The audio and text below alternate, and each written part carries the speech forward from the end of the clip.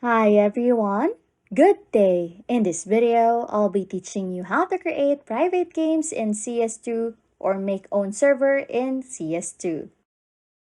Okay, first things first, open CS2 or launch CS2 on your computer. Access the Play menu, and once you are in the CS2 main menu, just click on the Play option. Choose Practice, and from the available options, select Practice. Now, choose the type of gameplay that you want for your private session.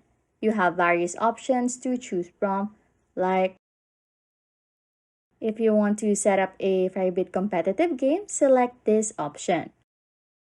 Wingman, this option allows you to create a private 2v2 game. Casual, select this for a casual private game. Deathmatch, set up a private deathmatch session with your friends. Arms race, create a private arms race game.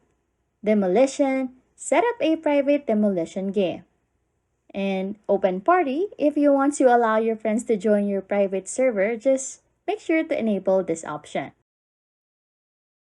You can also further customize your settings or private session by enabling or disabling options like grenade camera, infinite ammo, and infinite warm-up. Choose any additional settings based on your preferences and rules. You can also pick the map that you want to play on in your private session. And lastly, don't forget to start the game. Once you have configured all the settings to your liking, just click the Go button to create your private session and enjoy your CS2 play with your friends.